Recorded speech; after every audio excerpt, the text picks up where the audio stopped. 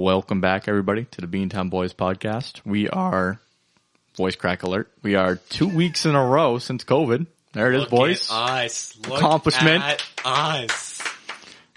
So we're going to get right into it. We're going to talk about Cam Newton, and I'm just going to throw it over to Dylan here. Take it away. So we have official signed Cam Newton for 1.1, a very league minimum contract. 1.1 I didn't mil. even see the contract. Well, it's that is incentive. crazy. It's heavily incentive. So if he does leave next year, after a good season, we get a third round pick out of it. That's actually kind of smart because you just lost if you just load it up on incentives, it encourages Cam to be the good Cam. Mm-hmm. And then you actually if he's good, I'm hoping that we're just going to sign him because we will have the salary cap to sign him next season. How old is Cam? Cam is 31. He's hitting 31? his prime as a quarterback. He just hit 31 last month. Yeah, but I was looking into it a little bit. Wasn't he also hurt? Yeah. He was hurt a lot, but it really depends of how you look at it because if you look at the stats, he got sacked a lot down in Carolina because they didn't have a good offensive line. I've seen their O-line in Madden. It's not Yeah, good. yeah. They are the second worst line in the league compared to the Patriots, who gave up the least amount of sacks within a decade. Wasn't one of the complaints from not like directly Brady, but people talking about why Brady would leave? Wasn't one of the complaints the O-line? It was complaints that they're a young O-line. He wants experience. Okay. So young, not bad. Mm-hmm. Gotcha. I just want to throw out, they had a terrible O-line in Carolina. It's to Cam Newton's benefit that he's a mobile quarterback. Because if that was Tom Brady, he'd be destroyed. Oh my God, he wouldn't have a career anymore. Yeah, I mean, hopefully, I think you'd have more threats though in New England because he has what, Christian McCaffrey? Who's Christian McCaffrey? He's really good. Yeah, he only had that though. But he can't be your number one receiver and your number one running back. Here he now has Edelman, Sanu, who's coming back off an injury, but his physical therapist is saying that he's back better than he was before the surgery. They said he slimmed down and that he put on a lot more muscle. He has dual threat running backs instead of just one. He has Sony Michel and James White. Did Burkhead leave? I'm going to say that he gets cut. This is my prediction. He gets cut during the preseason. Because if he doesn't, you still have Burkhead. Yeah, but he's also questionable because he's injured every other game. Yeah, you could just get some young guy. And then he has Bride. That guy used to be on the Panthers, and he has chemistry with him as well. Mm. So he has some chemistry with that team, and the defense really loves him. And you get Bill Belichick. That's good. You have Bill Belichick, who develops quarterbacks. Yeah. No, it's not just... It's more Bill Belichick realizes the strengths and weaknesses of every single player on his roster, and he develops a system to improve upon their strengths and hide their weaknesses. Oh, yeah, I mean, this is coming from somebody who doesn't really know football that well, so take it with a grain of salt. But he's the best coach of all time. He is. Without a question.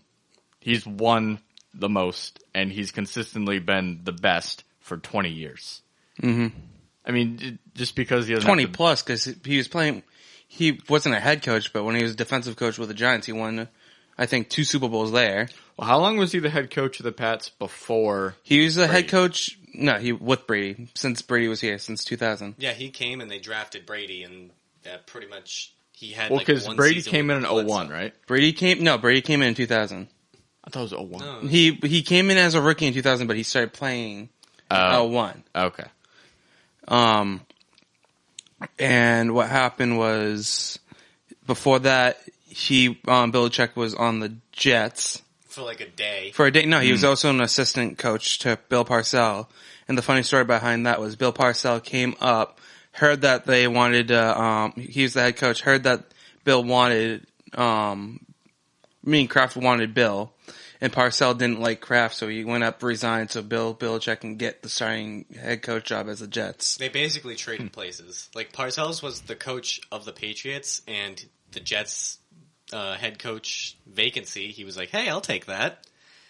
And Bill Belichick literally signed with them, was like, no, I don't want to because he didn't like the Bill ownership. Parcells. Yeah. And he wrote on a napkin at a press conference, slipped it to, I think it was like the owner, and it's like, yeah, I'm no longer a part of this team. It was, and he left. He didn't like the new ownership because the person that actually owned it passed away, and he didn't like the way the new owner was running the team already. Well, it was a great decision on Bill's part. Oh, yeah. Hindsight's like 20/40 in this situation. He's sitting here like, man, I made the best goddamn decision I think anybody has ever made. Could you imagine if he stayed with the Jets and just stuck it out for a while? You probably He could wouldn't have have still Brady drafted. either. He could have still drafted the players he drafted. Yeah, but he wouldn't be on the Patriots. No, but the legacy would have been with the Jets. I still think the Jets would have been kind of a powerhouse. Yeah. And now the Jets rivalry would actually make sense now because Patriots fans don't like Jets fans, and then every time I watch the Jets, it's like they're not. Why do you hate them? They're not good. They're not good, but I don't they understand. Used to be. Yeah, but like, why hate a team that's not Ever even good? They've got enough shit going on. I want to say 2016, 2013 Geno Smith fumble.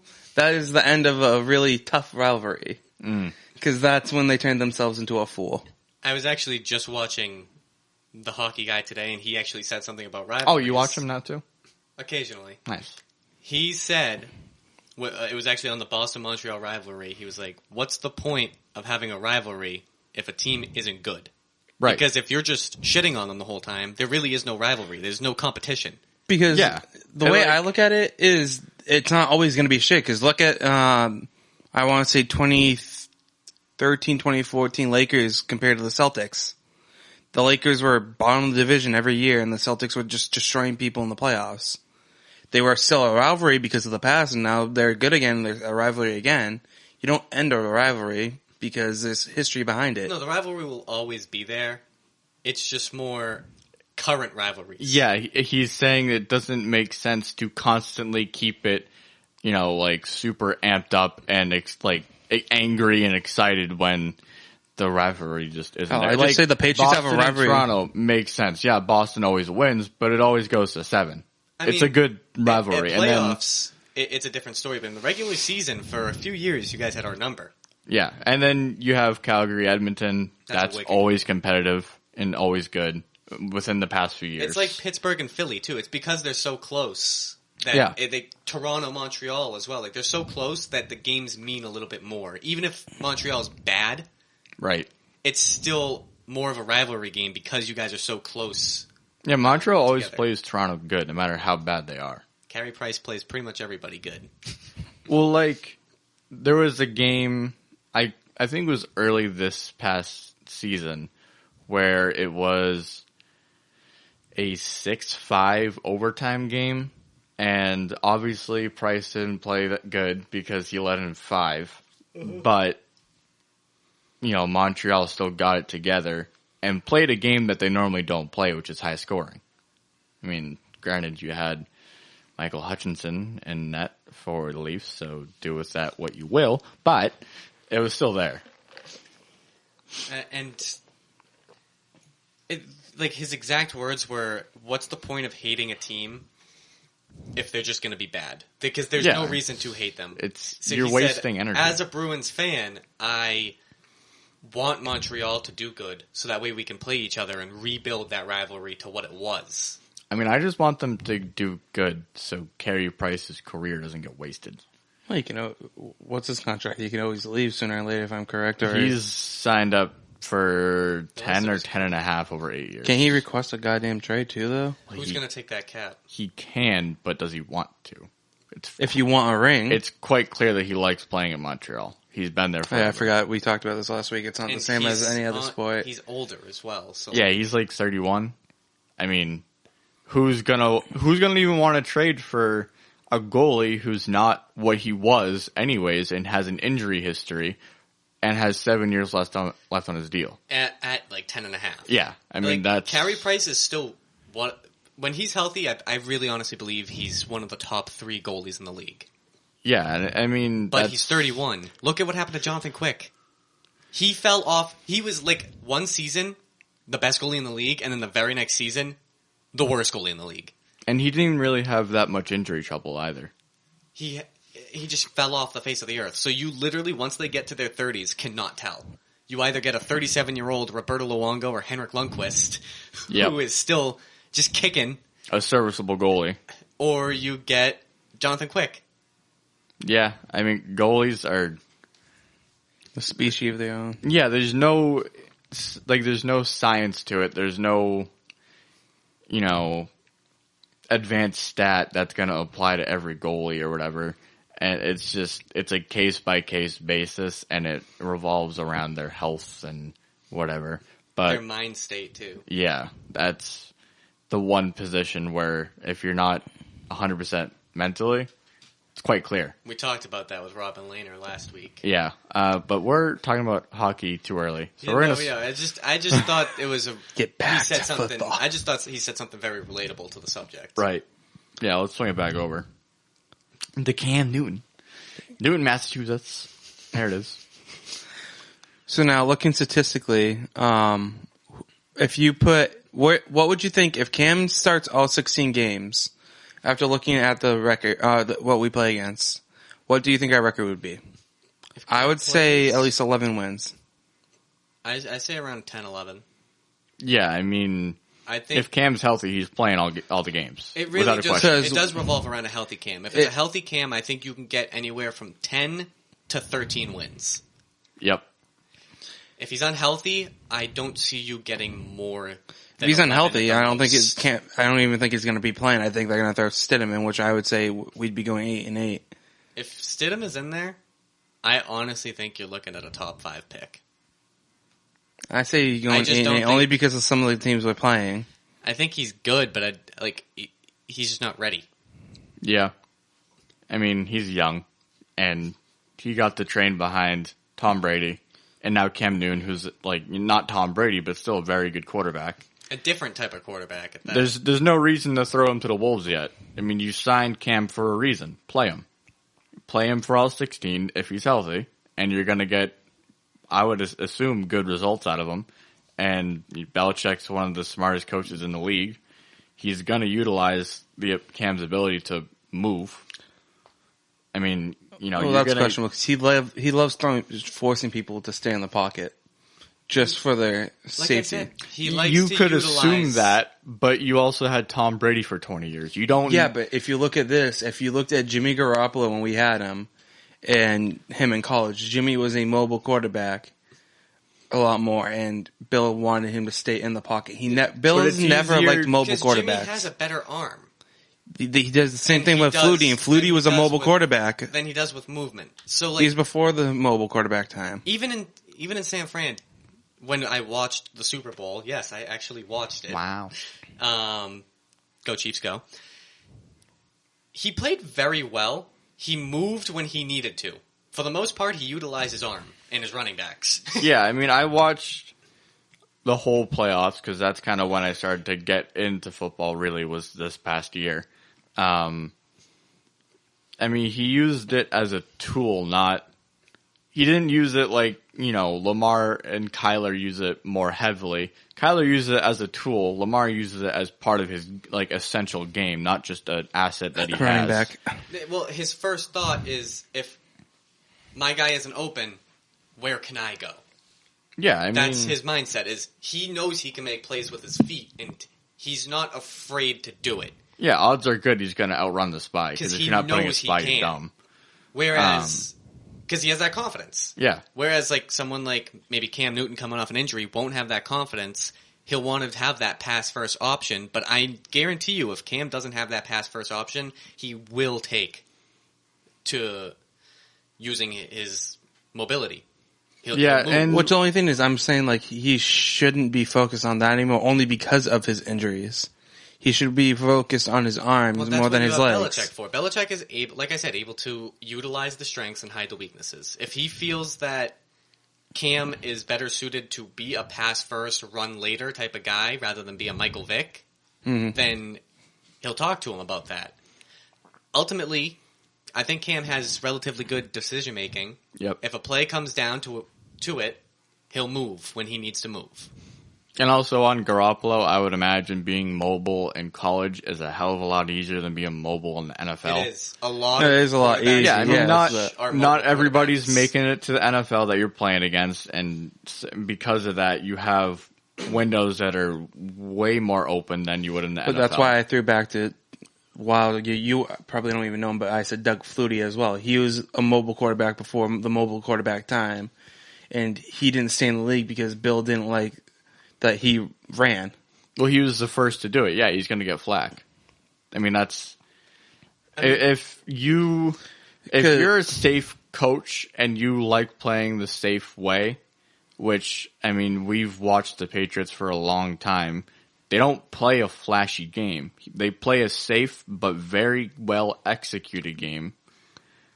They have some flash. They do. They like making their own special. They're not when they know they can get away with it. Yeah, I mean, they're not gonna say, "Hey, Brady, run a read option," because that's a flashy play, but it's not gonna work. Like if you're playing a playoff game and you're playing, say, a team with a really good defense, so Carolina when their defense or we did it when we were Broncos. against the Ravens when we threw it over to Edelman. Gronk blocked and Edelman threw it to Amendola for a touchdown. When the Broncos had a really good defense, you're not going to go, "Hey Brady, go catch a pass."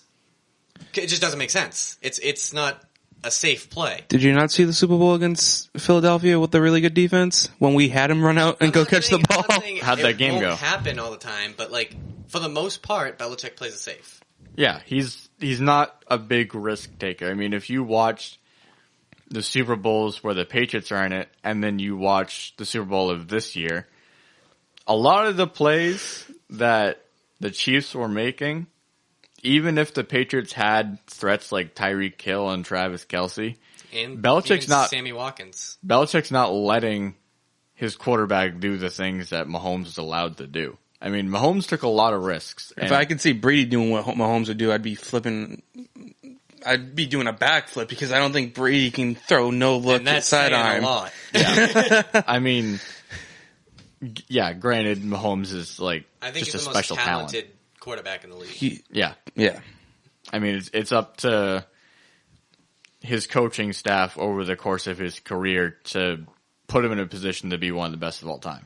Which is, he has a really good quarterback coach in Andy Reid. Plus, the way I look at it with mobile quarterbacks, if I go back and look at all the mobile quarterbacks, they're good when they're younger, but they have to learn how to pass more down the line because, Lamar is doing good right now. Well, yeah, but you're going to passing. I know, but I'm saying after a while, they're not going to be running as much. Look at Colin Kaepernick. He was the first one to really do it much, and now look what happened. Well, Michael Vick. But even Michael Vick, when he came when you learn, came back, he learned how to pass. Yeah, they learn how you run, they trap it, and you have to learn, hey, I can't run anymore. I can't rely on my legs. I got to make my arms stronger. It's the same thing, to translate it to hockey. If you watch Sidney Crosby in his early 20s compared to Sidney Crosby now, it's a completely different player. Because Crosby in his younger days utilized his speed, took a lot of risks, and made flashy plays. Then he got hurt a lot, which doesn't happen to everybody, but he in particular got hurt way too much. And he basically turned into, if there was a pocket passer in hockey, that's what he is. He plays slower, he uses his eyes more, he makes smarter plays. He doesn't use his legs anymore. And he has the absolute best hand-eye in the league. Yeah, and I mean, he uses his legs and his edge work, but not speed. He doesn't beat you with speed. And that's kind of the same thing. Like, Lamar's not going to use his speed his whole career, unless he just never gets hurt. That's the only way somebody could do that, but even when you're 33, not as quick as you used to be. Because, I'm going to say the only person that actually learned that and actually is still doing good with it would be Russell, because he used to run a lot more. That's why he's my favorite quarterback. And he's smart his offensive line was trash. He's smart with but it. He doesn't take hits. He slides when he needs to. And I think Kyler's one of those guys that's going to be able to do it for a long time, because when you watch him play, he doesn't take hits.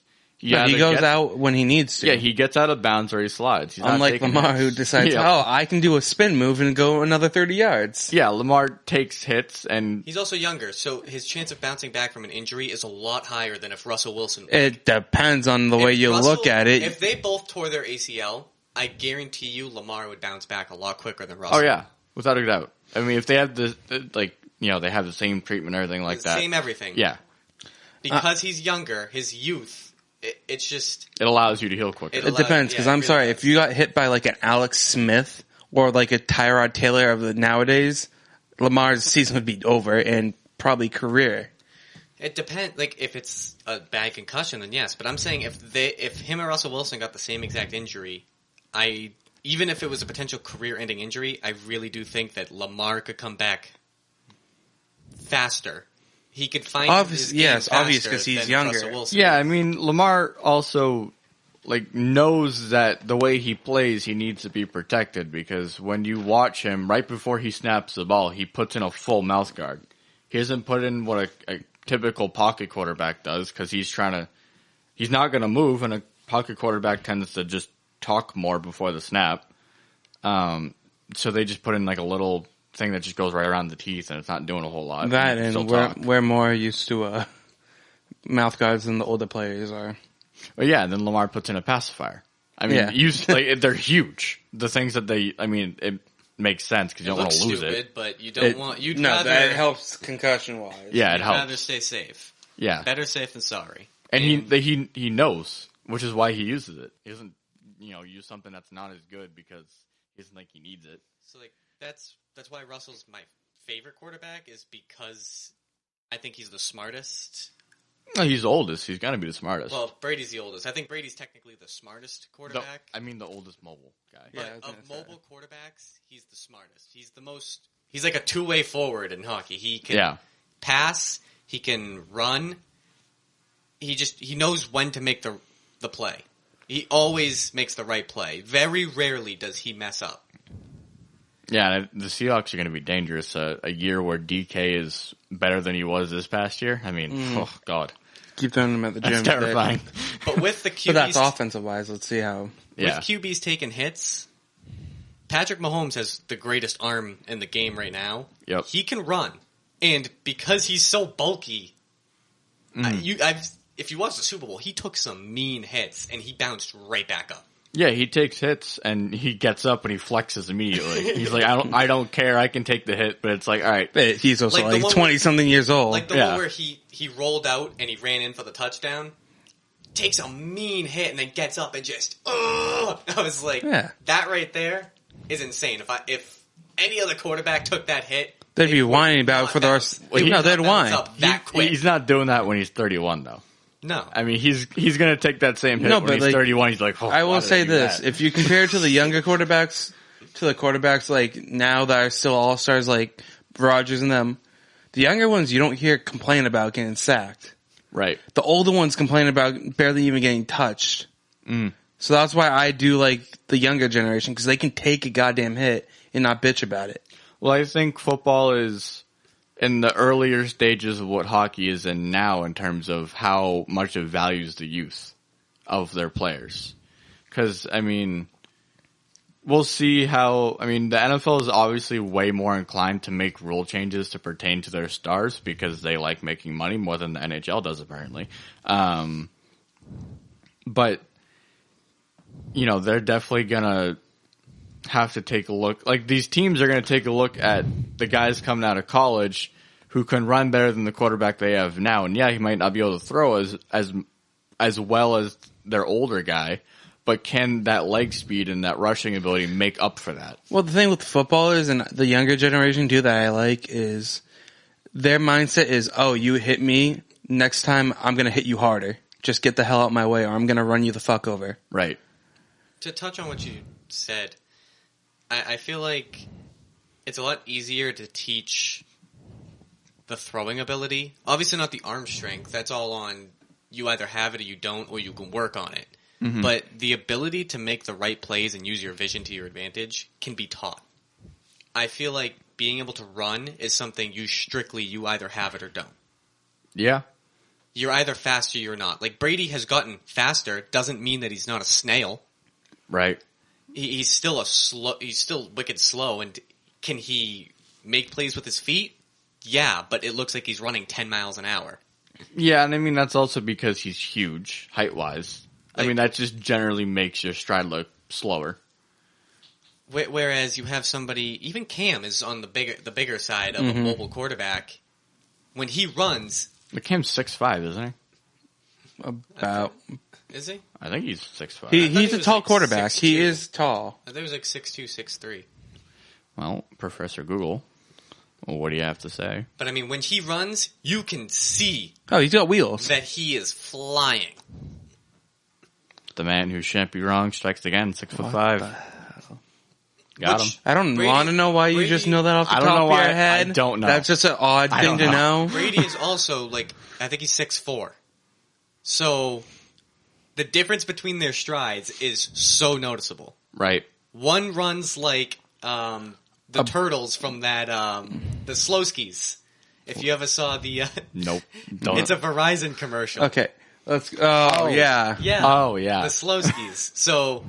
He runs like one of those, and Cam Newton runs like the hare. Sorry. Cam runs like a normal fast person, and Brady runs like there's a bag of shit down his pants. He literally runs like a baby with a full diaper. Yeah. That's how he runs. Yeah.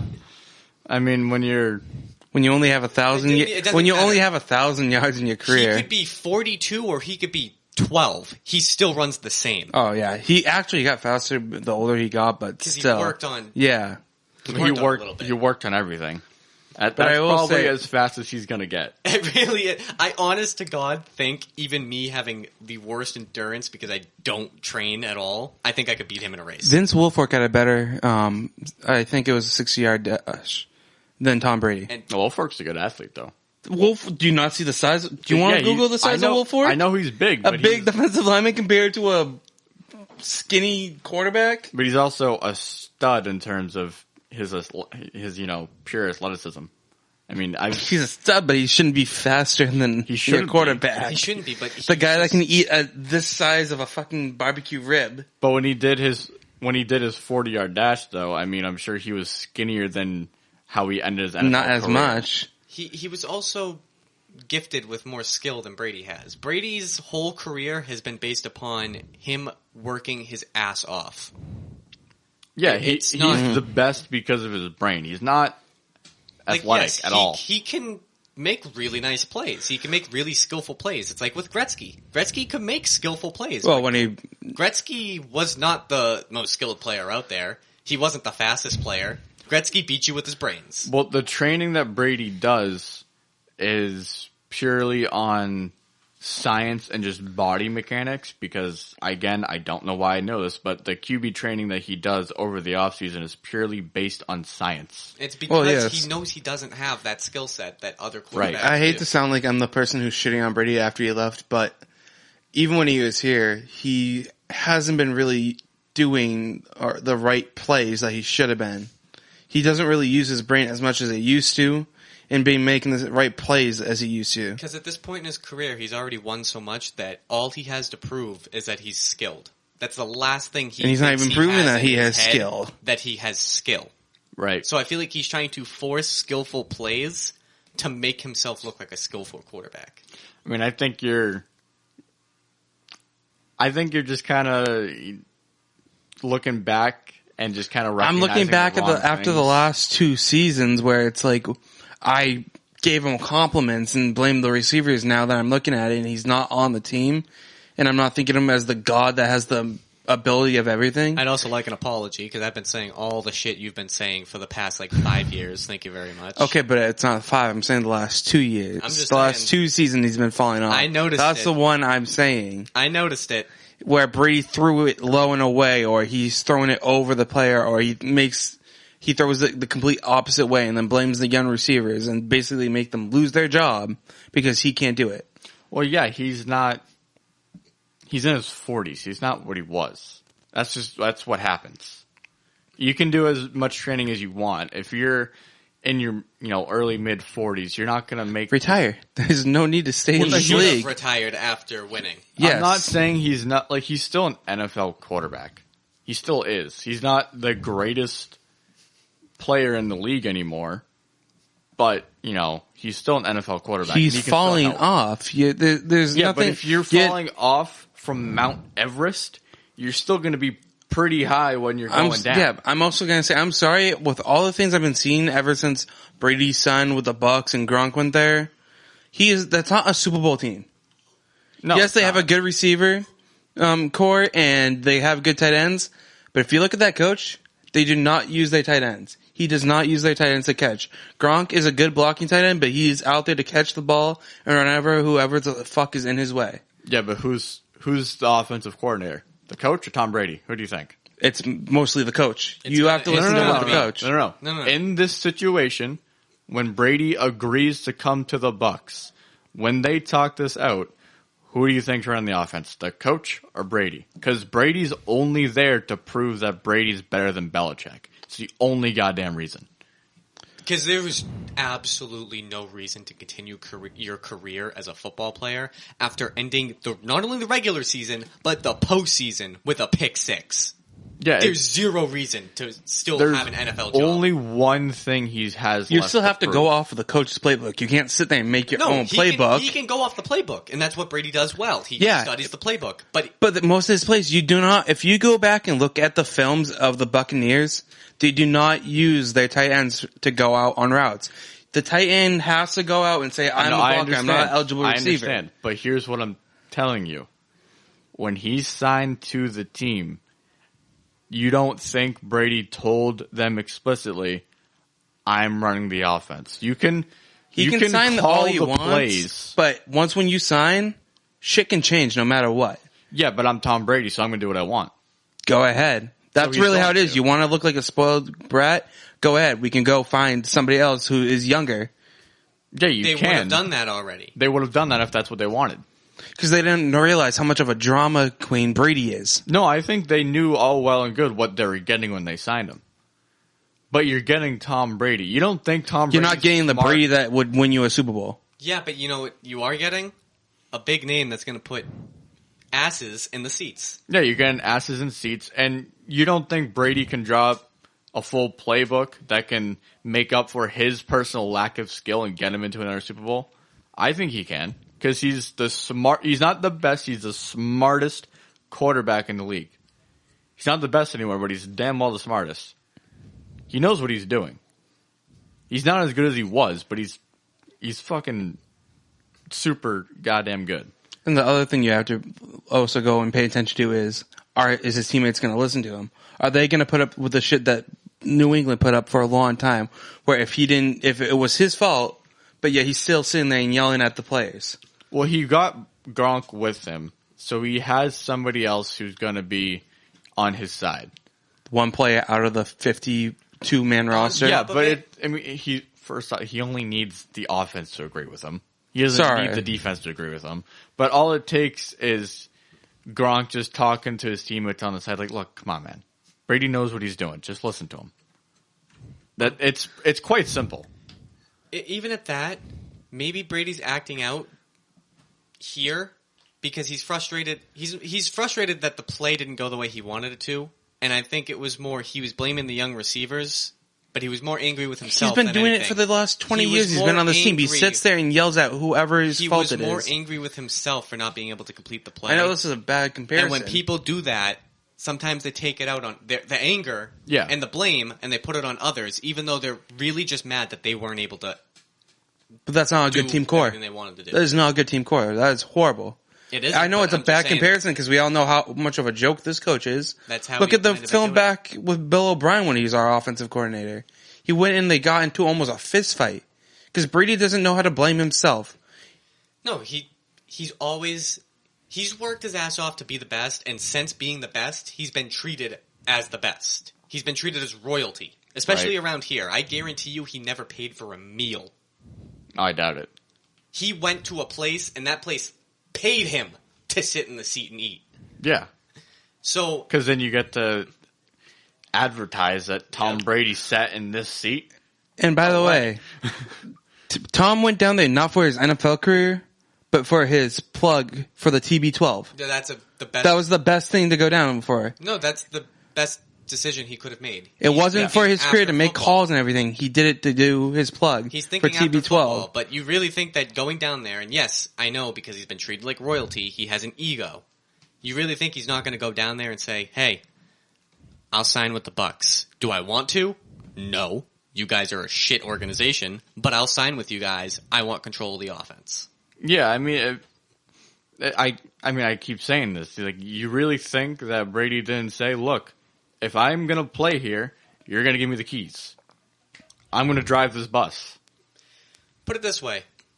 Sidney Crosby, say he's going to free agency. He doesn't want to be in Pittsburgh anymore. If he was to come to Boston, you really think he wouldn't request, I want to be the number one center? If he really thinks that he's still capable of being a number one center. You really think he doesn't come to Boston and go, yeah, I'll sign with you guys, but I want the starting job. And I want to play my system the way I like to play. Yeah. You really think he's not going to do that? You really think he's just going to buckle his knees and go, okay, I'll sign. I'm making all this money. I'm going to do exactly what you want to do. Yeah, I mean, there's a lot more personal conversations that I would imagine go into these types of big name negotiations. I mean, especially at the quarterback position. I mean, if you're, a right outside linebacker, it's probably not as much talks going into it. Because that's not a one-man show. On defense, it's not a one-man show. Insanely good offensive lineman. You're not the conversation goes like this. Hey, you want to sign with the team? Yeah, I'll sign. When you're getting a big name, and even though he's 42, Tom Brady is a big name. Yep. Your conversations are more, okay, we want to bring you in. What are your stipulations? It's not, hey, sign with us. Yeah, because, the But at this time, we already knew Brady was out the goddamn door, so that's my mindset as well. He didn't want to be here. Bill didn't want him to be here. Kraft was the only one that wanted him to be here. They both didn't want to be here anymore. Brady knew it was the end of his career. He didn't want to be here. He can go and push around anybody he can push around now because he knows he can't go up to Bill and say, hey, this is my team. Bill will just sit there, wouldn't even laugh because he doesn't laugh, look him up and down and say, get on the bench. Because Bill knows he can just easily replace anybody. Well, replacing Tom Brady is easier said than done. Easier said than done, but he is good at finding the next one up. Here's what it is. You can replace him. You just can't replace him. Yeah, you can't get the next greatest quarterback. You can replace anybody extremely easily. Doesn't mean you're going to get the same result.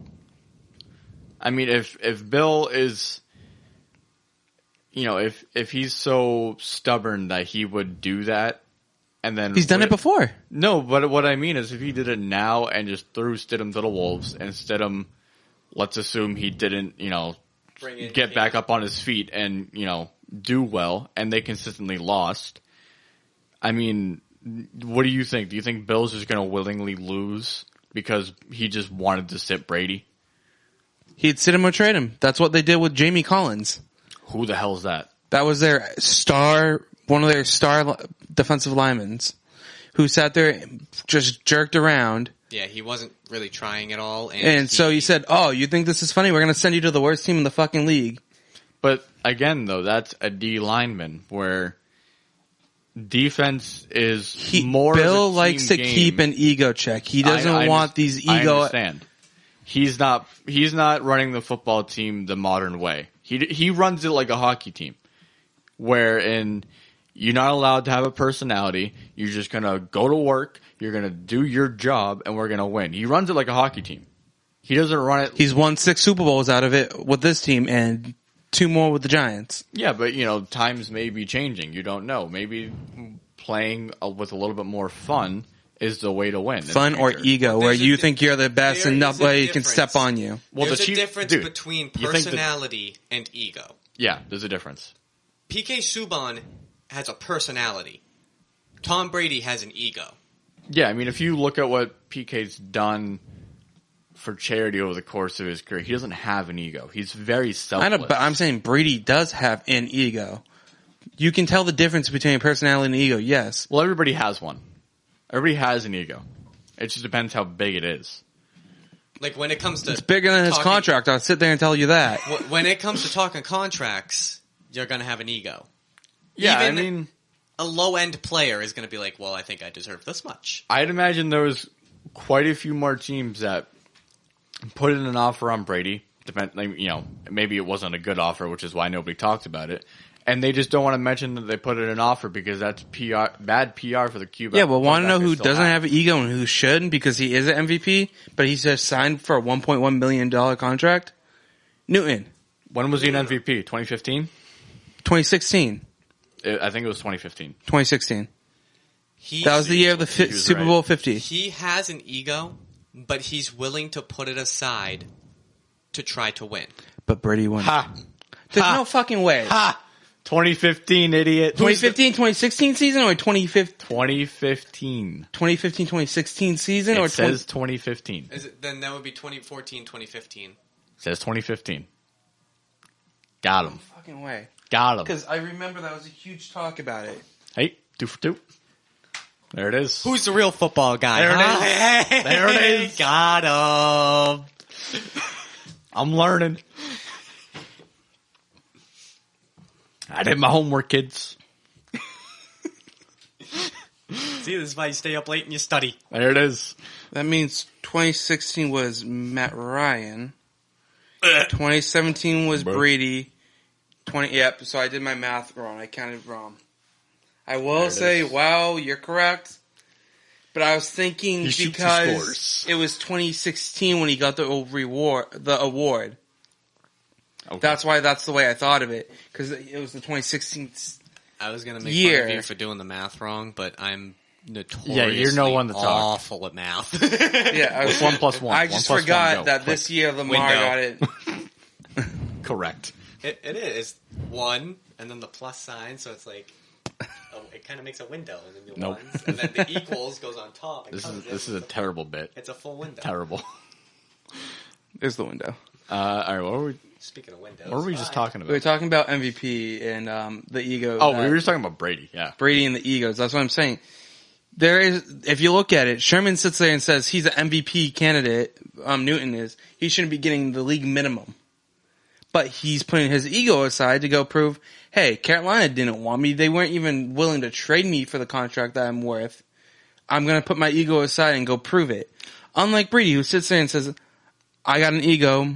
I want this much money, and I'm going to push you around so I get what I want. Well, I don't know, because, again, he won in 2015, and he was hurt a lot of this past year. So he was hit because of his team. His ego might just be so low because he doesn't have any confidence in himself right now because he hasn't done a lot. Newton has a big ego. Well, listen.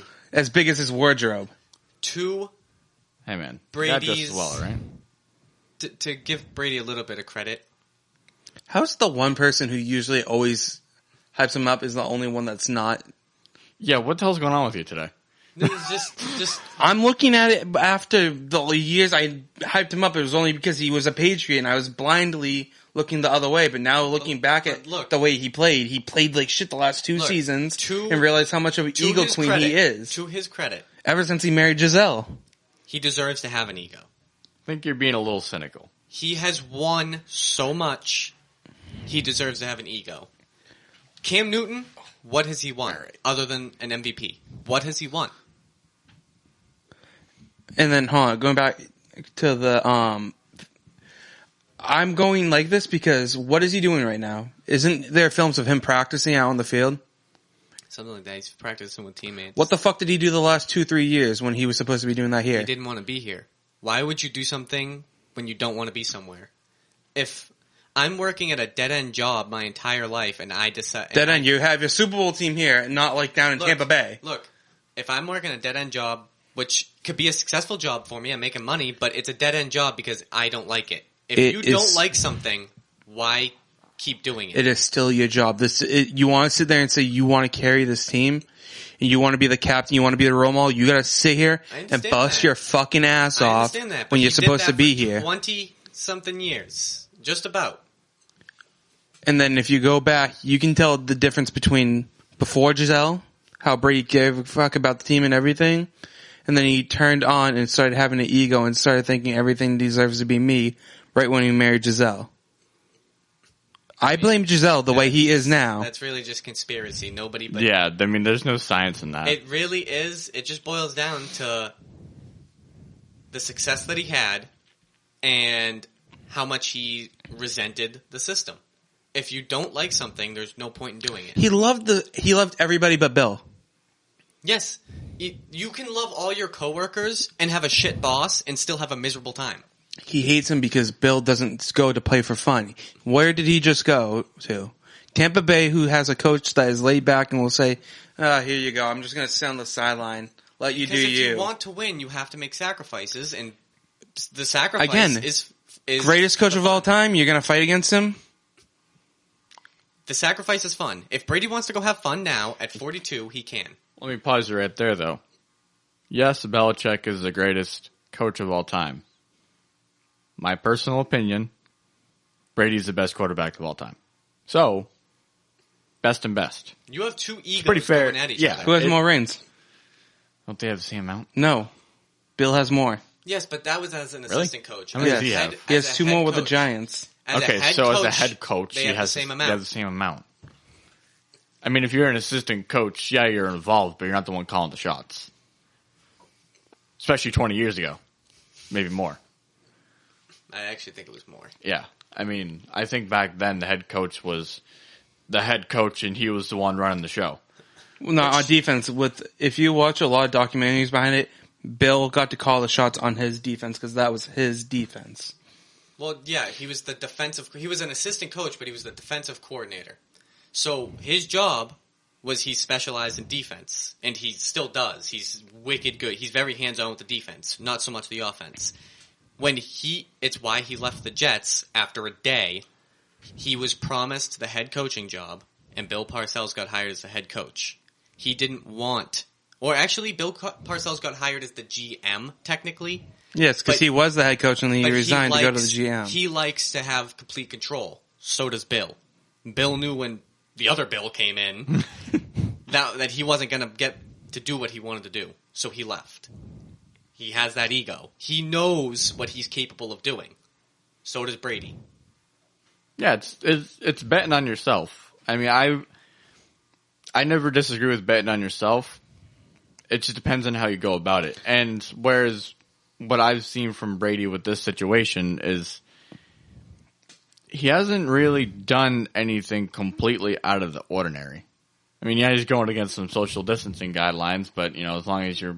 He's not doing what he usually does. What he usually does at this time is say, fuck practice, I'm going to go and I'm going to hang out with family and do whatever the hell I want. You also have to realize now he's on a team he actually wants to be on. He actually wants to play with this team, and he just had, like, an extended period of time with family. What makes you think he doesn't want to get out and go do something? Yeah, and I mean, yeah, he's used to playing, 3 extra weeks of football, and he didn't get to do that. And like we've been saying, we think he's got full reign control on the offense. So now he's got more work to do than he usually does. And I will sit here and say as well, it'll be up to this season. I will say Bill made Brady. Bill made Brady. No, I think they made each other. I think their success was completely hinged upon both of them being at their best. And both of them together. putting in the amount of work that they did. I honestly think after maybe a couple of years, Brady didn't like the system, but they put their differences aside to win. That was the main goal for a while. After you win 6 championships, do you really have an incentive to keep winning? Unless you truly want records. Truly want to like blow away the records and be able to say, "Oh, well, I'm the best." Brady's already has all these winning records. You know what he doesn't really have? The stat records. That's what he's going for now. Run up the score. Why do you think he went to a team that has Mike Evans? Why do you think he brought in Gronk? I mean, Gronk's probably not going to be what Gronk was, but he's still going to be a pretty damn good tight end. And I think Gronk will still go out there and be able to make some nice plays. Yeah. But most of his plays are going to be where he's protecting Brady. Because that's what Gronk does the best. He blocks. He's pretty good at mossing people. Pretty good. It's not hard when the people you're going against are like 3 inches shorter than you and right, your arm span is like an eagle. But, I mean, he's going there to not only have fun, but to get those statistical records. He couldn't do that here. He didn't, have the firepower to do it. Julian Edelman is a monster. I love him. He can only do so much. He's a monster in the slot. He is, but he makes a lot of plays happen. A lot of the offense revolved around him because we didn't have anything else. He was our best third and out guy. He was our best fourth down. If we wanted to go for it on fourth down, he was the number one option. It's not because he wants the stats and that stuff. He wasn't happy because he wasn't happy with the way Bill. That's Bill does it. That's why Gronk sat out People don't like that. He doesn't have fun. He pays attention to the job so he can go out and win more Super Bowls. That's what you're out there to go and do. How are you Not Brady, because there? Brady, hell, he got 6 Super Bowls. How are you going to go out there and get the statistical records if you don't have a team built to give you the stats? He has a team built to win, not to give you statistical records. He doesn't What's more important, stats or wins? He has 6 Super Bowls. He wants to be known as the greatest quarterback of all time. It means he wants all the records. And to have all the records, you need to have the statistical records. You can't just have the winning records. Yeah, because then you get placed as a system quarterback. He doesn't want to be known as that anymore. That's why he's going out there. I honestly believe he's going out there to play with one of the best wide receivers in the game, and Mike Evans. Because he wants those stats. He wants those numbers. Yeah, he's thinking about life after football, because when he's done with football, it's not going to be about the team anymore. It's going to be back to about Tom and his family. And, excuse me, his legacy. And do you want your legacy to be, oh, he was a really, really good quarterback with New England? Right. Or do you want it to be, he's the greatest quarterback of all time? Without a doubt. Without a doubt. He went to an even worse team and made that team a contender.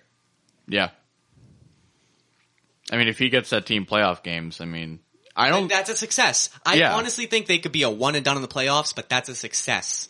I don't think he needs to bring the Bucs to a Super Bowl to show that, he is better than the system. He's not just a system quarterback.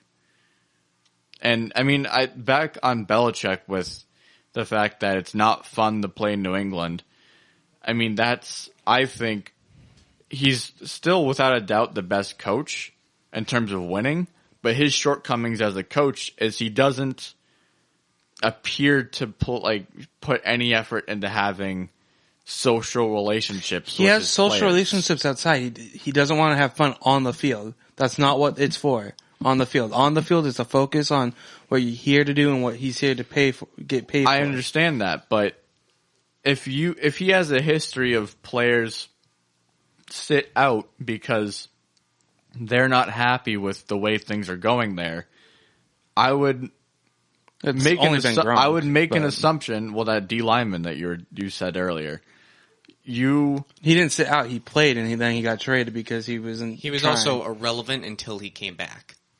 Yeah. So that goes to show you what his actual skill level really was. It was. Yeah, he was irrelevant with the Browns. Good when he was a New England Patriot. He left because Bill knew how to use him. Yes, exactly. That's he's going to be. No offense, but I will say Jamie's going to be irrelevant again with the Lions. He's also on the Lions. I mean, he came back. That's a tough gig. He came back here. He succeeded. He played extremely well. Notice that. And now he's going to the Lions. I guarantee you, he doesn't even get half the numbers that he did. But he's getting more money. He's on the Lions. But, I would think that maybe some of his shortcomings as a coach is, maybe he's just not as good at talking to the players one-on-one and saying, look, I get you don't like this, but I believe this is what we got to do to win. And if you're here to, if you want to do this, I need you to buy in. Instead of just telling them what to do, make a request that they buy in. I look at it that way like they're actually in and not being forced to do Bill it. Bill makes a lot of the players. I'm sorry, but he does. He gets these star players that we have are in late rounds where nobody wants them. Edelman, 6th round quarterback, now a key receiver. Brady, 6th round quarterback. Gronk, 2nd round highly injured tight end. Yeah, but he was 1st round talent. It's only because of injuries that he dropped down. But I get that he's made a lot of players, but I would assume, well, not assume, I think that there are other coaches in the league who could make the same players just in a different way. It's all on how you motivate the player. Yeah. So his motivation is through hard work. So a lot of his system is he's very blunt and straightforward. You either are good at communication and compromise or you're not. He's just a very straightforward and honest guy. So if he doesn't like the way you're playing, you're going to know. But he's going to try to show you how to better upon it. Whereas someone like, say, Andy Reid, he's more of a communicator. If it actually mic'd up in the Super Bowl when Mahomes started having a bad half, he went up to him and said, hey, listen, don't worry about it. You just do you. You're a superstar, kid. You keep playing your game, you're going to succeed. Or like, let's say hypothetically, Kelsey's having a bad couple of weeks on the field. He'd bring him in and be like, hey, we both know you can do these things. You know, what's going on? Talk to me. What's happening? I don't think Bill would do that. No, but it's different. Like, I'll go with another player. Malcolm Butler. What has he done since he left? He's been pretty irrelevant. Irrelevant, right? He makes all these irrelevant players into star players on this team because he busts their ass off to do what they need to do. He knows not only what situations to put them into, but how to motivate them to improve upon themselves. And he knows the players to bring in that's actually going to respond to this. So yeah, it's players that won't respond. Yeah, it sucks. It's not going to be as fun, but he gets you to where you should be to be able to go and make the money you need or want and get the championships and the wins you deserve. Yeah, I mean, he just goes about it completely differently. Most of his players are system players because he doesn't bring in guys that are going to be good anywhere. Not anymore. Early 2000s he did. Not anymore. Yeah, I mean, he Randy Moss? Yeah. I mean, Moss was in the later days of his career. But he was still Randy Moss. Ochocinco really, I mean, he was good, but then he fell off, had some attitude adjustment issues, and he came here and kind of changed his ways. Brandon Bolden? Bolden played well, but he was still a hothead. Darrelle Revis got him his only Super Bowl? Yeah, Darrelle Revis came here and played, but Darrelle Revis was at the end of his career anyways. But we used to bring in all these star players. Yeah, the Bruins do the same thing with bringing in star players at the end of their career. Yeah, you bring them in when they're at the twilight of their career, where they're not stars anymore, so they need a system to make them look good. Chris Lawn, that defensive end. He was really good, and he still is very good. He retired last. No, I'm saying he still was very good, and then he retired, but he was still at the peak of his career when he retired. He really didn't fall off much. But not too many players come in here through this system and then leave and succeed.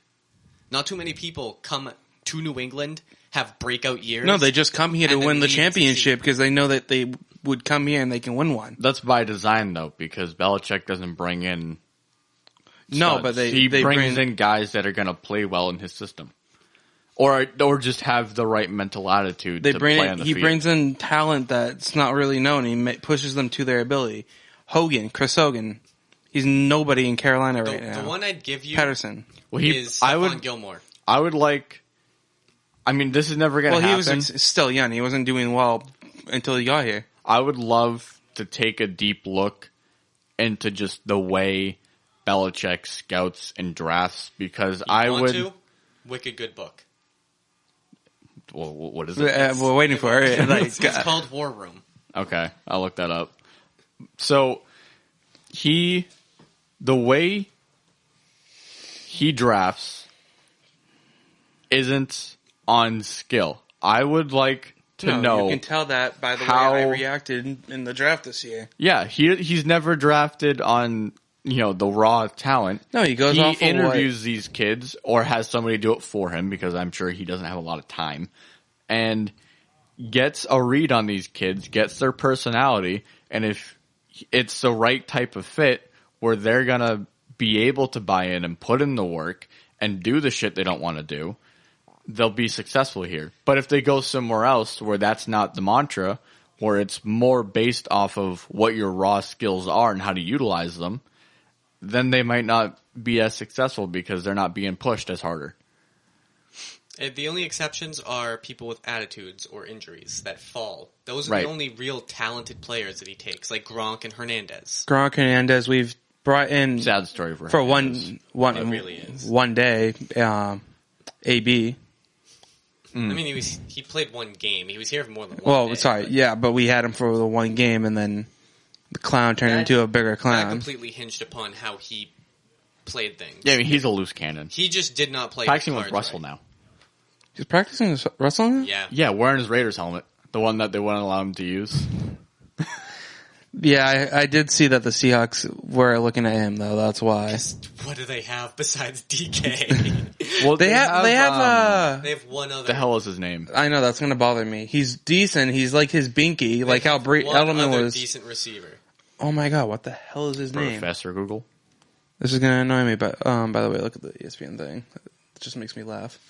What the hell is his name? Well, let's find out. By the way, I know this changes the subject. Are you talking about Dorsett or Lockett? Lockett. Yeah, I was thinking of Lockett. I would think Lockett, Dorsett yeah. just came here. Yeah. Did you? By the way, I just showed Kid this. It's just random, but Cubs pitcher hurts his pitching hand, by washing dishes. How do you do that? I was gonna make a sexist. I mean, you could joke, drop but I'll a- refrain. And he needs surgery to repair it. I mean, I guess he probably cast iron. Maybe he was washing cast iron.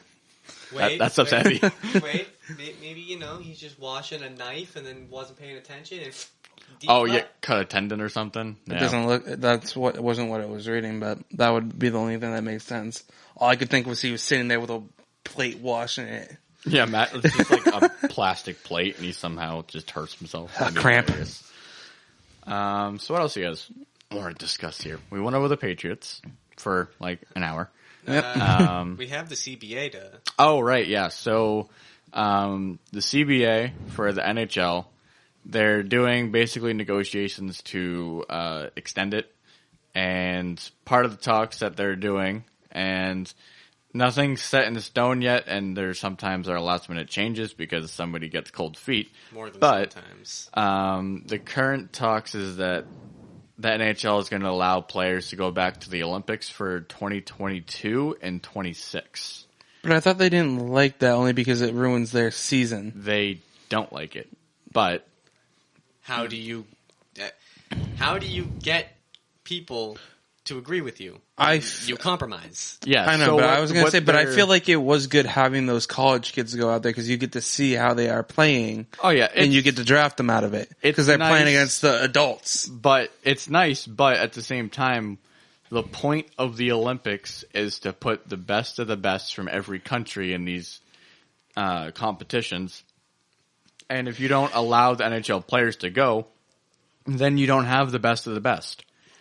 And Well, NBA used to do that at first too. They used to not have anybody in the NBA go, and then the Dream Team happened. Yeah, but like as a player, besides winning a Stanley Cup, what's something else you want to do? yeah, You win want- gold. You want to win gold. You want to compete for your home country. Yeah. I mean, it helps just with, I feel like a problem in a lot of countries, not just the United States, is there's for some reason, a severe lack of just national pride. And I feel like hockey's a small sport, so it's not really going to make a dent. But if people just paid more attention to the Olympics, I feel like it would just, you'd have a bigger sense of just pride. I feel like it's watching people. We have such a high sense of nationalism in America, but when it comes to sports, we don't. Well, I don't think we don't really more have a sense of nationalism because the way our culture is, it's so individualistic, especially with the way that we work in this country, work is in your job. I mean, you just slave away for, 50 years on whatever you choose to do. And you never stop. Maybe you take a week off once every couple of years or whatever. And then you look at the way Europe does things. And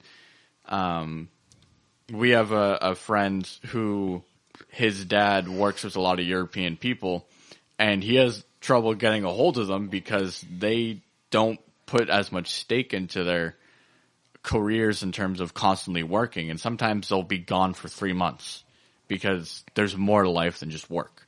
There is, but I also feel like that's what people view as the American dream, kind of. Is come here and go to work. You come here, you work your tail off for like 40, 50 years, 60 sometimes, depending on how shit a job you work.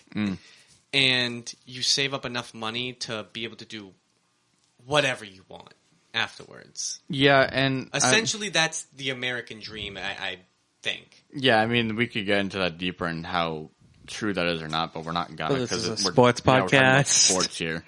But the way I look at it I think the reason that NHL, like you were saying, is allowing them to go to the Olympics is because a lot of players aren't really on board with coming back to play and finish the season. Oh, so they're just going to let them... They're trying to cater to... Yeah, they're trying to convince them. That's how you get somebody that doesn't want to be somewhere to stay. You compromise. You give them a little bit, but they give you a little bit. Right. And I think the NHL is actually doing a pretty good job at trying to convince these players because I don't know how accurate this is because it's kind of hearsay, but there was a report that 75% of the NHLers don't really want to come back and finish the season. Which, again, I saw that. It wasn't like a full poll of the whole league. It was just kind of like, of the guys I've talked to, this is the amount that don't want to come back. Which I think that's mainly for the guys that are in the NHLPA, like in the boardroom and stuff like that. Yeah, and I mean, like, what guys did you talk to? Did you just talk to Detroit? I mean, they're not coming back anyway, so of course they're going to say no. So, like, it's tough to really get an actual read on how many don't want to come back, but from what I'm hearing, it's a lot don't want to come back. So, to kind of coerce them into coming to play, you go, okay, listen, we want to extend the CBA, so that way we don't have to deal with this bullshit later. Yep. We'll give you guys 2 Olympics. We'll see how that goes. You guys just... We'll hash out all the little things during this, but you guys come back and play. Yeah, I mean, that pushes it out to the second Olympics they'd be allowed to play in is in 2026. And then they have, like 3 years afterwards where they can negotiate because they have to, like, cut it short and get something figured out before the Olympics actually happen. Mm-hmm. So, they have, 9 years of being able to fully work this out and figure out how they're going to actually do the Olympics going forward. Which I feel like it's a lot better because the CBA has been notoriously owner-sided, right. I feel like. And thanks, Jeremy Jacobs. So I feel like this is a step in the right direction. They're actually listening to the players and they're actually budging now. They're doing the right thing and compromising. Right. Rather than just flexing you don't want to listen to us, okay, don't play. The way they've done it for a long time is the PA and the ownership side, they're both guilty of this, is just whatever thing they're debating over, they just push it off until the last minute, and then they just stand and hold their ground and hope they get what they want. It's like, that's no way to do business. Reminds me of somebody. Yeah, I don't know who that could be. I don't want to point fingers or anything. Cause, yeah, neither do I. Yeah, I don't want to either. I'm totally not pointing my finger at No, yeah, we're not doing that. That's what we're not doing. That's exactly the opposite of what I was just reading updates on sports. So I don't even know what. So yeah, I'll be excited to watch the Olympics because, I mean, one, it's just fun watching them play on international ice because it's bigger. And on top of it, they're not playing as serious. It's so much more fun. Yeah, it's so open. And it doesn't really tighten up until the medal games. Yeah, and once the medal games come, you can definitely tell that it's a lot more competitive. Yep. But for the most part, like, they're trying, but they're trying to have fun. They're trying to do things that you could not get away with in the NHL. Yeah, because the ice is bigger. You can focus more on your puck movement and just possession and on top offense. of it, you don't have to force yourself to speak a language that a lot of European NHLers can't really spek. Oh, the Russians have a really hard time with it. So what they can do is they finally get to go out and speak their native tongue to communicate with teammates. It's so much easier. Yep. Rather than like Andrei Svechnikov coming to America and playing, it's a lot harder. I think he's playing very well. I'm just as an example. If he comes here, let's say he can't speak English that well. It's hard for him to grow as a player because he doesn't understand the call-outs that are coming to him, the communication that. Yeah, I mean, it's easier when you're on the ice physically playing because the communication is quick for a reason. They want to just say a word or two. Everybody just knows what it means. It's like universal language over here. But like when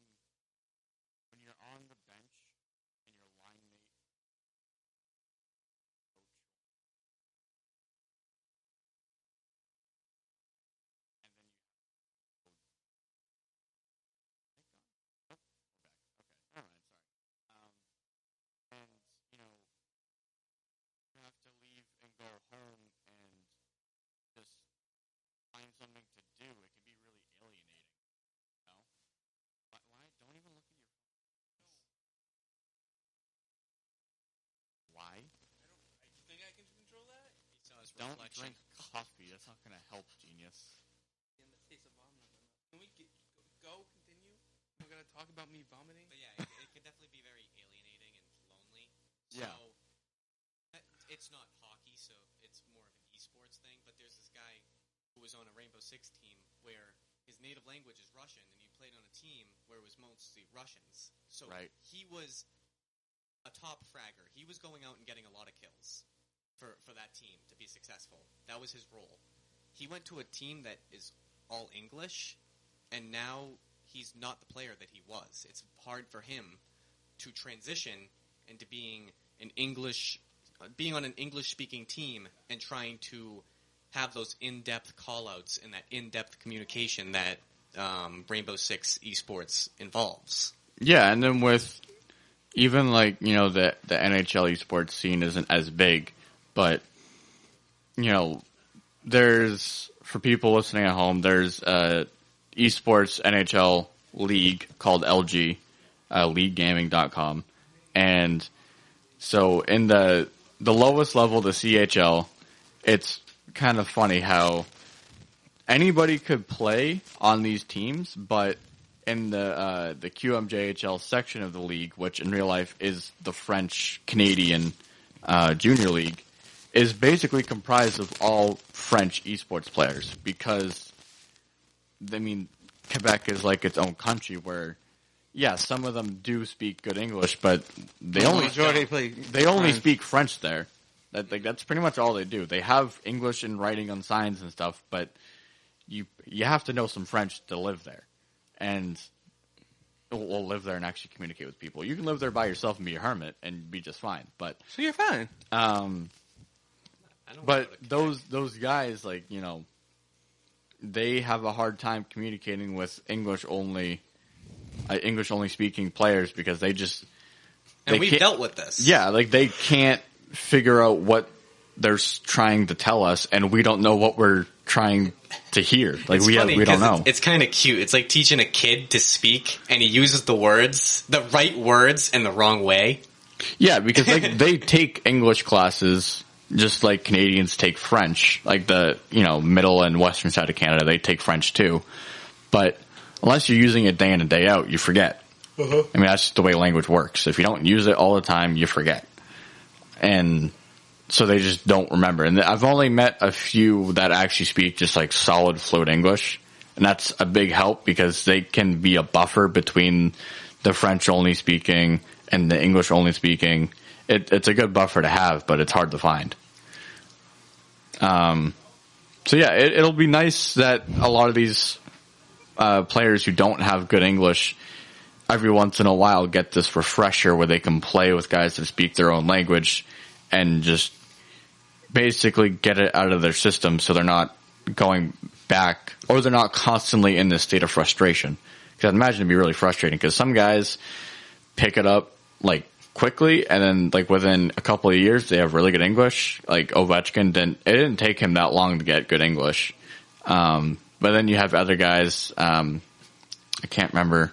I think Jesse Puljujärvi is a great example. I think that's probably why he hasn't succeeded like he was projected to. Yeah. I think it's because he's having a tough time learning the English language and learning how to communicate with his teammates. Whereas when he was playing in Finland, he was one of the most dominant players playing. And he went back and started dominating again. That he might just be having a language barrier, and maybe they just don't have somebody there that can help translate and help teach them. Because thankfully, the Leafs tend to bring in a lot of Russians. That's just something that Dubas likes to do. And they have guys on staff who are just coaching staff that speak Russian and English and can just help teach them. Someone that comes to mind that I'm also just trying to remember his name because I haven't watched hockey in a while. He's still in the IR? Yeah, thank you. I don't know why I couldn't remember. How did you just... I knew Cam Newton's height today, right? Where are you? So Ilya Mikheyev is a kid that they just brought over, and he's Russian, obviously. His name's Ilya Mikheyev. Superman. And his English is terrible. Cam's Superman. Yeah, his nickname is Superman, but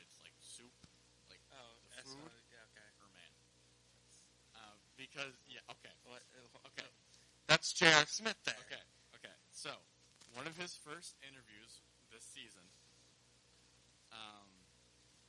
I can't remember what the reporter asked him, but he basically asked, like, something to the extent of, since you've come over to North America, what have you enjoyed and liked? And he just says, I like soup. It's like the I like turtles kid. But he was sorry, serious. but He was like, I like soup. My girlfriend makes me a lot of soup. I'm sorry, but the soup man is J.R. Smith because he threw a bowl of soup at his assistant coach not that long ago. But does he have a brand deal with Cam Newton? He should. After that. Ilya Mikheyev does. He does. I think Newton. That's what happens when you play for the Leafs. You got brand deals. Take notes, Mark. What else do you guys want to talk about? Well, just a rumor, so don't take too much from it. But I like it. I heard Jake DeBrusk could get moved to try to free up space for Torrey Krug. So I figured, going upon that, what are some off-season things that could happen? I do want to say I don't like that at all. No, that's really bad. Unless you're trading him and getting someone Who can score back. someone of equal value back, which when you trade like that, it usually doesn't happen. Because he's young, maybe you can. I'm going to look up, I'm just going to Boston's cap friendly so I can get a sense of what they're working with. I don't know what his contract is. He's an RFA. Yeah, but what is his cap hit? Because if it goes to arbitration. Wait, I thought that so just got... Oh, are you talking about... He's going to be an RFA. Yeah, he's coming off the DLC. So, with his numbers, I wouldn't be surprised if he asked for like $3 million, which is good. That's a good contract. I'm happy with that. Yeah, that's what he's worth. But that puts a limit on what you can spend on the other players that you can bring back and on the board. So, looking at the other offseason possibilities that we could trade the John Moore. Yeah, I never, ever will agree with moving assets just to open up space to retain a player that's about to enter the open market, because you're never going to get him for what he's worth. Whatever Krug signs, like if the way the season rolls out is if GMs actually still spend money on players in the open market, which they shouldn't, but they do, whatever he gets, that's not what he's worth. He's going to be worth $1 to $2 million less than whatever he gets. So, I never agree with moving assets and try to retain those assets, but if you're going to, and you really feel like you need to, you don't. Boston turn out the test like nothing.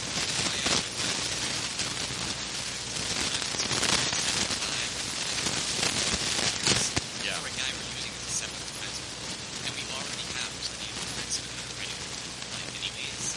Yeah, DeBrusk isn't the first guy to move because you qualify him and try to work something out over time rather than rushing. And if you can, you're guaranteed to get at least that pick because he's gonna ask for about 3 or 4. Well, you see, here's the problem, is if you move him, you need a roster player back, because the Bruins don't have a lot of depth support. So if you're going to move him, what you have to do is move him and a pick. Not even to get something better, just to get an equal comp player who's on DLC for extended term. It's not a good move, but if that's what you really feel you have to do, that's the only thing that makes sense. Another thing I heard is something more, even though it's a rumor, something I can actually see happening is Nick Ritchie getting moved. Yep. Because I feel like he was brought in friendly as a left, and he would be on the bed, being at that round 1 or 2. He wasn't making too much. Nick Ritchie. 1.5. Okay, 1.498925. So, you have that 1.5 more flexibility. Yep. And I can see that happening because then if you move him,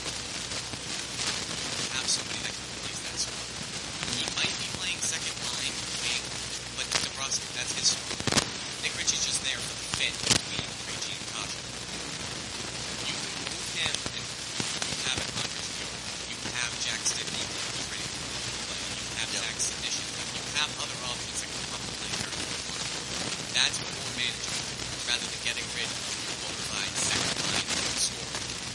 Yeah, I mean, moving. The problem is the way the Bruins are set up, even though wingers are the easiest asset to acquire, you kind of have to keep them. Because you need enough players that are top 6 scorers to actually win games over an 82-game season. You have to, because the Bergeron line isn't going to do so much. They're not going to put up 3 goals every game. They're not going to. You usually get at least 1 out of them. But you're not going to get 3 every game. You need to have that depth. And, it's weird because, there's a rumor that he should be moved, and I think they need to add. Yeah. I mean, defenseman's not your problem. You don't need to keep Krug as much as people think you need to. I've always been a lot more harsh on Krug, and it's just because I don't agree with paying that much money for somebody that is that small and left-handed. That defensively unreliable. But he's your third best scorer, and he's a defenseman. Yeah, but you don't think you have another defenseman? No, we do. That can pick up the slack, or they can just do it by committee? I honestly think, yes, as critical as I am, I do love Krug being on the team. He's an awesome player. And any team that gets him for a reasonable cap will benefit from having him. Yeah, as long as his cap doesn't cripple the team, you're good. But digress. That's a little different discussion. 1 year. But you gotta sign him eventually. You can't keep pushing it off. Torrey Krug, if he doesn't stay, Charlie McAvoy can take that number 1 power play spot easily. Yep. And that would help McAvoy's numbers because right now he's playing a very sheltered role. He plays second power play. He doesn't get many opportunities to go out and actually shine. Yep. And if you look at his advanced stats, which I actually on Twitter retweeted this graph. What is it you're at KidSawyer22? Yes, Sawyer22. It was a little while ago, but I could pull it up next time. It just take too long to scroll through. Yep. But the guy that was doing it was going through the advanced stats and making graphs on the best defenseman in the league. McAvoy was at number 3. Yeah, I mean, for up-and-comers or as right now? As of right now. His personal talent of where he's at right now, I don't think he's number 3. Not yet. Because he's playing on a team that's going to make him look better than he is.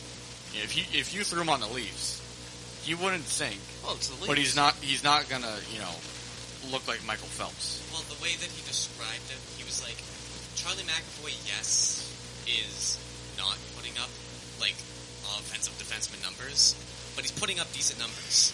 No, if he ever gets a Norris, it's going to take him as long as it took Drew Doughty.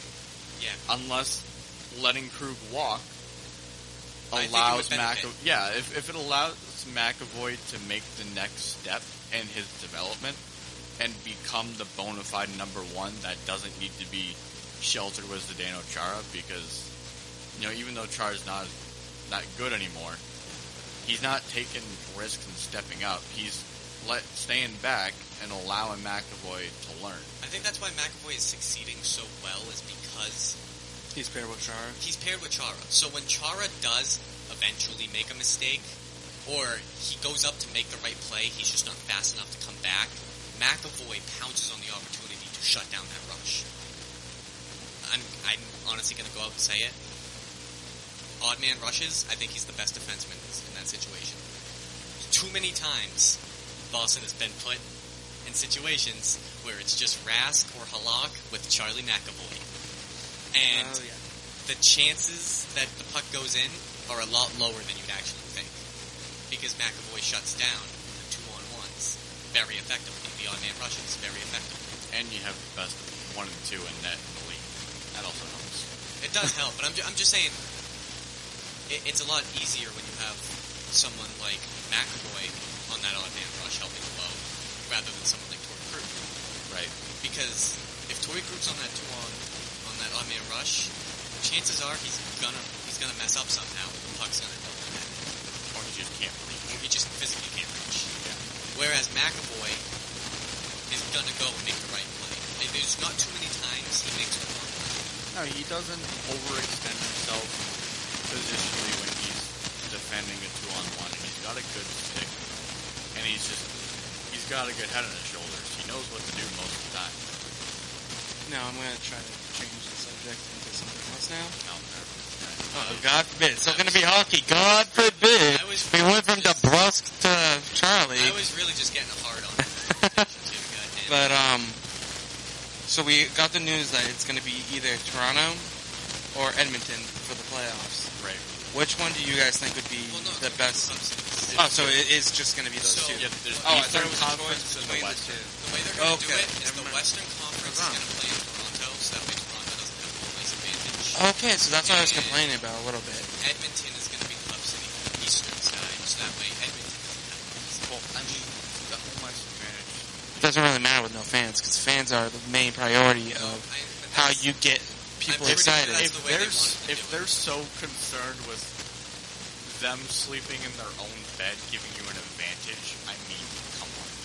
Because home ice, home field, Things can change. it's all about the fans, really. I really think that was one of the topics that was coming up was they were going to reverse them so that way nobody had that advantage. Because I'm sorry, home field advantage is not as much without fans. Because I'm going to compare it to like football. You go out to Seattle. Which one's going to be more deadly? An empty stadium Seattle or the packed fans of Seattle? The fans help, but it's a lot different in the NHL too because every board bounces differently. If you look at this, Yeah, that's true. the puck bounces in TD Garden, and then look at the way it bounces in. Shouldn't it all bounce the same way out? No, Now, just because different pieces of wood act differently, and, you know, dude, every piece of wood is going to bounce a little differently. I know that. They all have their little imperfections, and, you know, you have the glass sometimes just has occasional funny bounces, and not every team puts a Zamboni door in the same spot. I mean, there was a good example of this being basically the opposite argument when in 2017 when the Leafs played Washington. Morgan Riley remembered that part of Washington's glass bounced funny, so if you shot it at the glass, and this was in the Capitals' defensive zone, if you shot it in between two specific panes of the glass, it would bounce directly into the slot, and he just a perfect, just sent it right into that spot of the glass, and he had Matthews streaking, and it bounced perfectly, and it just sat there waiting for Matthews on a breakaway. another great example is you know that play that Costa couldn't do where Costa will speak up and beat the defense and then just send it to Omaha the puck and it goes right to Costa every time. You notice how they do that pretty much always at home. It's for that reason. That's why the Sedins were so good, because they just knew how each other worked, and then they also knew how the boards worked in like every single ring. They just knew, and they knew what kind of bounces they could get, and what seam passes they could stretch off the boards. It also helped that they spoke Swedish with each other. And had the ability to read at the time. I mean, playing with your brother. When You just know everything. We may not be brothers, but when me and you play NHL together, for the most part, we don't have. Gee, sorry, I don't have a mind No, to have to read. No, it's just. No, it's but like, the could way you certain imagine? people No, I connect. know. Like playing with your brother from basically the time you were 3 years old, and then your entire NHL career. No, I mean, the chemistry there is insane. That's why they were so good when they were old. Some people just have a natural connection when they play. Like my dad played high school hockey. He played on a line, and there was this kid Adam that he played with. We didn't like, but they never once had to speak because they just knew what each other were going to do. Yeah.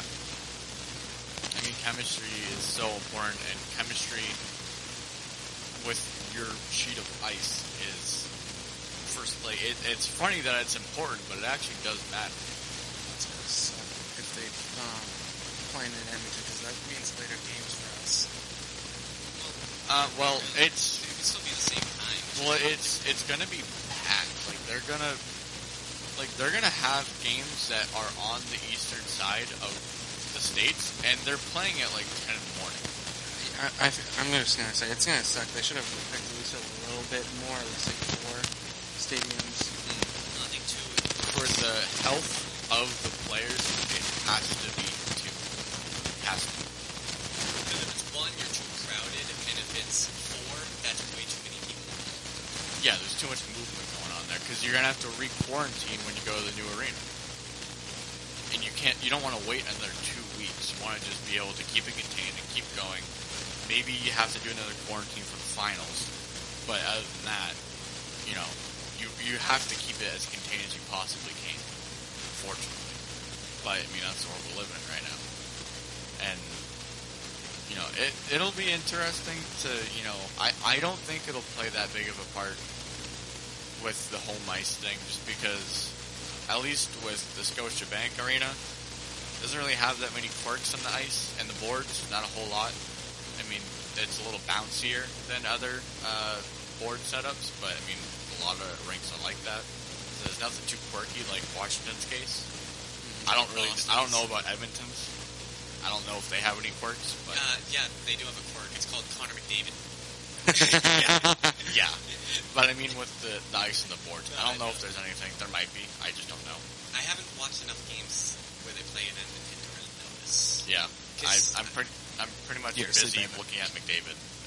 He's kind of a distraction. Yeah, and on top of it, when you are watching it, it's either really late at night and you're pretty much falling asleep, or you only really get 2 games, or you get a lucky matinee.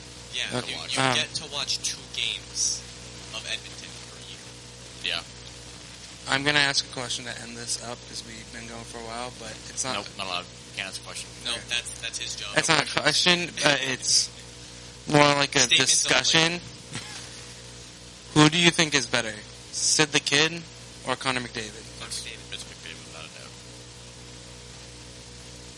doubt. Yeah, Crosby's the more complete player, but if you want to, hang on. Now he's getting into it. Now let's get into it. Okay. If I'm Team Canada, and it's overtime, and I get an offensive zone draw with 5 seconds left to tie the game, or whatever. I don't even remember what I said. In overtime. Yeah, I said overtime. But let's say they're down by 1, 5 seconds left in the thing. First off, I'm probably putting both of them out there. But if I can't, I'm putting out Crosby. He's more clutch. Because he has that experience. He's not going to be he's not before.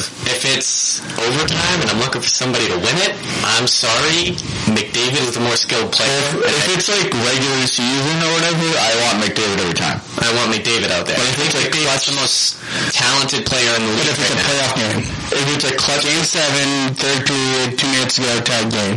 Again, if I could put both, I would. I have to choose. The teams matter. Because if it's against Toronto, I want Patrice Bergeron. All right. Relax. That one I had. It's always Bergeron. I was set up right there.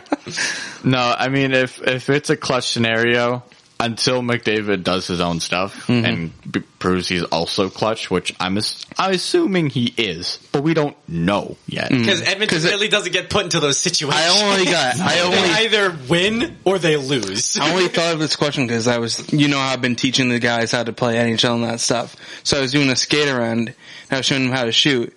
And my friend goes, "Oh, put the best player out, McDavid." I was like, I thought it was Sid the Kid. I'm going to say Sid. Well, in terms of skill, McDavid is the best. But skill's not everything. Yes, exactly. That's why I think it's not all skill. It's like the Tom Brady thing. In terms of Brady's mechanics the smartest and IQ, player. He's not the best. In terms of mechanics and IQ, it would be Sidney Crosby. Well, Crosby used to be fast and that stuff, but he's older. If you truly want the most clutch player, I honestly think you take Patrick Kane. He's clutch, but... No, seriously, overtime, it's overtime or if it's a game-winning scenario. Well, who scored the game tire in 2013 for them? I can't even think of his name. Yeah, it was nobody. Okay. Yeah. Probably Andrew Shaw. But no, it wasn't Shaw. I think it was it started with a T, I think. Dave Boland won it, I'm pretty sure. Look it up, because I can't even think of the name. It was it Game 6 or 5? 6. All right. Because we needed it to win to go to Fun Game fact, 7. Chicago, all their little mini dynasty that they had, every single Stanley Cup they won was 6 games. Was it? Really? That's ironic. It's won 6 Stanley Cups in 6 games. 3 Stanley 3 and 3. I thought they had 3. Stanley Cups in 6 games. I thought they had 3, and then they had that little break, and then they had... No, oh, wait, I might be thinking It's of... in 6 years. I might be thinking of San Fran. It was in like a 6 or 7 year span, but the very first one, Patrick Kane won it. Mm-hmm. And a lot of the overtime games that they go into, or scenarios Stanley Cups where usually they're go into down by overtime, though. a lot of even regular season when they're down by a goal, or if they need to win it in overtime, he's usually the guy he's on the ice or he's scoring the goal. He's setting it up or he's winning it himself. Anything else? I'm working on it. All right, I'm just checking. All right, so the game tire was Brian Bickle. Brian Bickle. Didn't he play for the Leafs at some point? You would know, not I think us. he did. He got traded to Carolina. But didn't he play for... Oh, yeah, because he was the cancer guy, right? Yeah, I'm pretty sure, and then he retired. Yeah. He got... Yeah, okay. Yep. No, that rings a bell. Okay. I feel bad because he was actually having He was a decent... Yeah. Yeah, well, for a third line. Shit happens. Like that guy out of St. Louis that had was it a stroke in the middle of the game? Meester. Yep. It sucks. He was having... It's like with Bad haircut and a stroke. You seen his haircut? It's terrible. Can't be as bad Look as it up on mine, your phone but- right now. Look it up. There's only really all I can think of is one haircut worse, and that's the Raiders owner. Is it B-O-U? Oh my god. Dude, this is awful. Do you know what he's talking about? I didn't even know what he said. I wasn't listening. The Raiders owner? You have to look. I've seen Oh it. my god, that looks like he just threw a ball on it and cut it. Dude. Dumb and Dumber. Meisters is something like that. Look it up. Is it B-O-U-M-E-I-S-T-E-R? I mean, I know. His first name's Jay. Yeah, just type in J Bow and it'll come up. Thanks, Google. How do you spell it? Was I right? It's B-O-U-W-M-E-E-S-T-E-R. There's a W. All right. Yeah, but look at his haircut. Images. He's also not the most handsome guy out there. No, he's not. Not everybody could be Henrik Lundqvist. Oh, that's a good one. It used to be really bad. I was like, it's not that bad. No, it used to be Scrolling. like when he's playing that side part thing. It'll go like this. Oh, It'll Jesus. go all across his forehead. No, most of it's just the hump. You mean like this? Nope. There's a good one out there. You just gotta find it. You know who had a legendary hairstyle? Jaromir Jagr. Other than, the Yeah, men's yeah. legend himself, Mike Commodore. Oh, Dude, the red afro was incredible. That has to be one of the best. That's what you hate to see. That's But what you love. You also love to see it. Or Scott Hartnell with the red dreads. He had dreads. His hair was curly, so it kind of looked like he had dreads. It That's was actually kind of awesome. funny. I love that. All right. Well, Why can't I now that we're talking about just random dude's hair, we're gonna wrap it up. I thought that's what this podcast was for. You know what? It can be about that, but not right now. That's it. Best. We're no longer a sports podcast. It's the best hair in sports. It's not even that bad. see. It just looks like messy hair. I get worse than that. Yeah, okay. I do get. That's awful. That's not bad. Just wait until it gets worse. When Hey, Evan, our buddy Evan has some pretty bad hair. Yep. That's rough. All right. So, anyways, you can follow us on Twitter at BeantownBoysPod. We have all 3 of our ats on that bio as well, so you can follow us on our Twitters as well. We have an Instagram. Wherever you're listening to us, if you don't already subscribe to us on YouTube, please do that. And or Spotify. At some point, we will eventually start doing video, but we don't yet. And just be cautious when you give me a follow. Yeah, his tweets are rough. I don't tweet, so you don't really get to follow me. Twitter more. Anyways, I'm an Instagram guy. I use we're our gonna, Insta more. We're going to wrap it up, and we'll see you guys next week. Bye-bye.